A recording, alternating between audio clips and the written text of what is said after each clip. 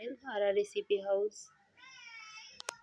তো আমি আজকে রান্না করব মিক্স সবজি দিয়ে তেলাপিয়া মাছের ঝোল খুব সহজ পদ্ধতিতে। এখানে একটা হাঁড়িতে তেল দিয়ে দিলাম পরিমাণ মতো। এরপরে পেঁয়াজ কুচি দিয়ে দিলাম। এগুলোকে এবার একটু ভেজে নেব।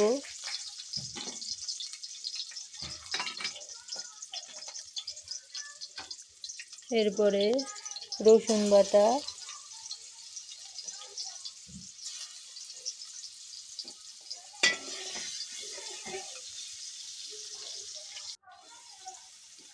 আবার ভেজে নিয়েছি। এবার স্বাদ মতো লবণ, হলুদের গুঁড়া, মরিচের গুঁড়া, এই তো আবারও ভেজে নেব একটু নেড়ে চেড়ে।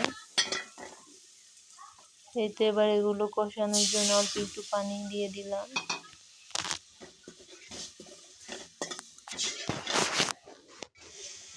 তো আমার কষানো হয়ে গিয়েছে। এবার এখানে কেটে রাখা মাছ দিয়ে দিলাম, তেলাপিয়া মাছ। এই মাছগুলো কষানোর জন্য অল্প একটু জল। এই তো আমার কষানো হয়ে গিয়েছে। এবার এখানে আমি কেটে রাখা সিম আলু দিয়ে দিলাম।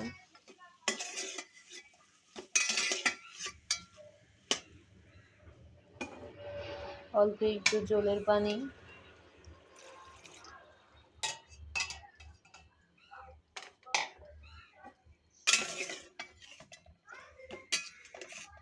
এই তো জলের পানি দিয়ে দিলাম।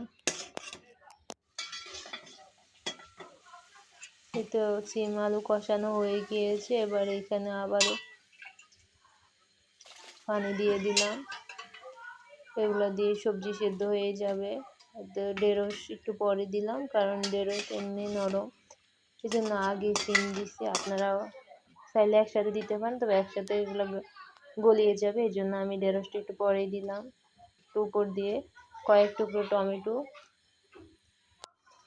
এই তো আমার রান্না হয়ে গিয়েছে, দেখতে পাচ্ছেন।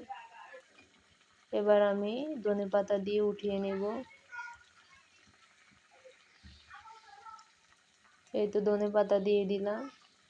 তো এভাবে আপনারাও রান্না করে দেখবেন, আর ভিডিওটি ভালো লাগলে একটা লাইক দিবেন। আল্লাহ হাফেজ।